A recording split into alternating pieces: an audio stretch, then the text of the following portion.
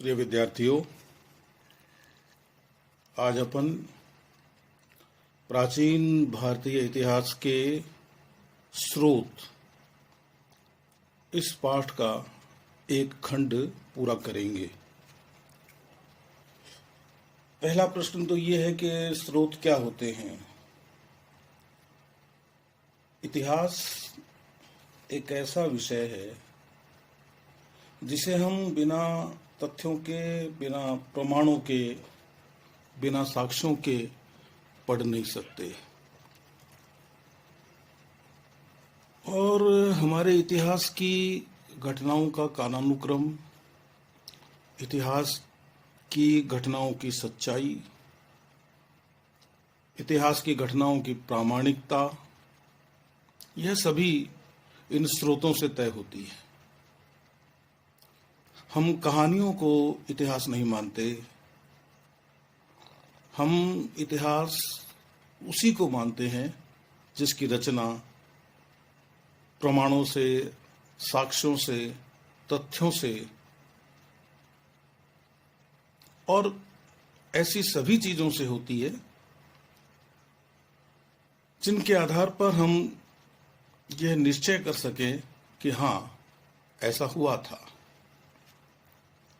और उसके बाद इन स्रोतों के आधार पर घटनाओं का विश्लेषण होता है और उसके बाद में निष्कर्ष निकाले जाते हैं, नतीजे निकाले जाते हैं। तो चूंकि अपना जो भारत का इतिहास है, इसके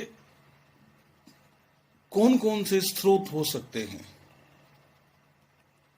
जिनके आधार पर हम भारत के इतिहास में हुई घटनाओं को जान सकें, उनका विश्लेषण कर सकें, नतीजे निकाल सकें और भविष्य के लिए कोई अच्छा रास्ता चुन सकें।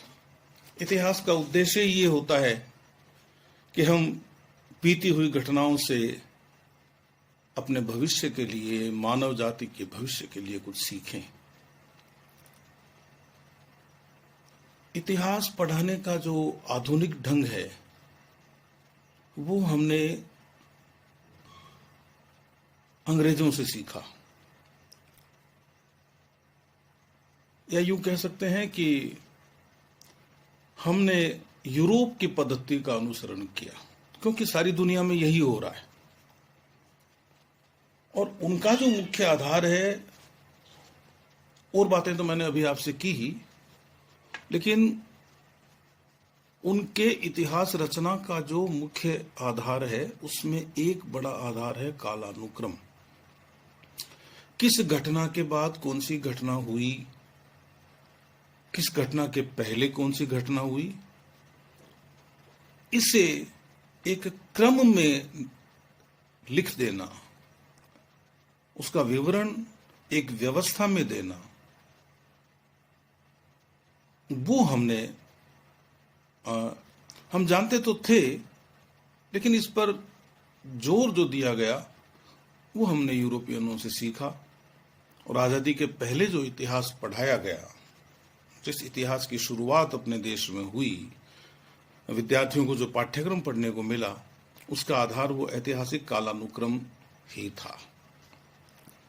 इसी आधार पर विदेशी इतिहासकारों ने बार बार कहा कि भारत के लोग, और खासतौर से उनका जो संकेत था वो प्राचीन भारत के लोगों की तरफ था, कि उनमें कोई ऐतिहासिक चेतना नहीं थी। और उन्होंने अपनी इस बात का आधार, विदेशी इतिहासकारों ने खासतौर से इसी बात को बनाया कि साहब, कहीं कोई कालानुक्रम देखने को नहीं मिलता। ठीक है, हमारा जो भारतीय इतिहास है, हो सकता है कि उसमें कालानुक्रम की न्यूनता रही हो, लेकिन अब वर्तमान में इतिहास की व्याख्याएं जो की जा रही हैं, उसमें यूरोपीय इतिहासकारों ने स्वयं ने कालानुक्रम की बहुत बार उपेक्षा की है। और वे कहने लगे हैं कि इतिहास तो समाज का इतिहास है, संस्कृति का इतिहास है, लोग कैसे रहते थे, वो क्या सोचते थे, उनका जीवन दर्शन क्या था, इन बातों पर वो इतिहास की रचना करते हैं। और हमारा इतिहास तो हमारे, चाहे आप पुराणों को देख लें, हमारे इतिवृत्तों को देख लें, जो आख्यायिकाएं लिखी गई हैं उनको देख लें, धर्मशास्त्र को देख लें, अर्थशास्त्र को देख लें, नीति शास्त्र को देख लें, हमारा दृष्टिकोण तो आध्यात्मिक रहा है। और पूरी दुनिया अब इतिहास के आध्यात्मिक दृष्टिकोण की ओर बढ़ेगी, यह तय है। इसीलिए मैं ये कहता हूं कि चाहे मेगास्थनीज ने लिखा हो, अल-बेरूनी ने लिखा हो, या अंग्रेजों ने लिखा हो कि भारतीयों की इतिहास चेतना कम थी, उन्हें हमारे बारे में इतना पता कैसे चला? हमारे देश में तो इतिहास को पंचम वेद कहा गया है, 4 वेदों के बाद 5वां वेद। और वो जो 4 वेद हैं, भारतीय संस्कृति के मूल आधार, क्या इन 4 वेदों का अध्ययन करने के बाद में कोई कह सकता है कि हमारे यहाँ ऐतिहासिक चेतना की कमी थी? खैर, वो जो कहते हैं वो कहें, लेकिन हमने इतिहास को बड़े ही आत्मीय भाव से पढ़ा है, आत्मीयता से पढ़ा है उसको। और उसमें यदि कहीं कोई कालानुक्रम की चूक हो गई है, अपने समय में वो लोग इसे बहुत ज्यादा जरूरी नहीं समझते होंगे, लेकिन आज की दृष्टि में यदि हम इसे चूक माने तो भारतीय इतिहास चेतना की उपेक्षा नहीं की जा सकती। फिर भी प्राचीन भारत के इतिहास का अध्ययन हम 3 भागों में करते हैं।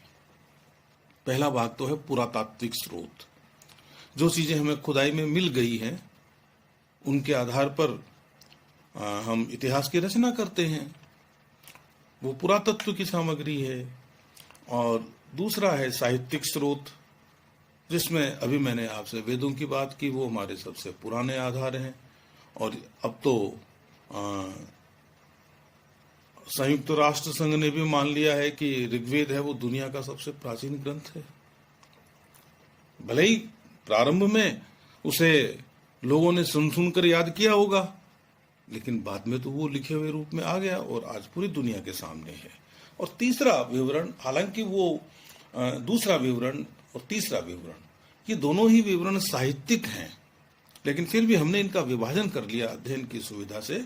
पहला, भारतीय इतिहास को, प्राचीन भारत के इतिहास को जानने का जो स्रोत है नंबर 1, वो है पुरातात्विक स्रोत।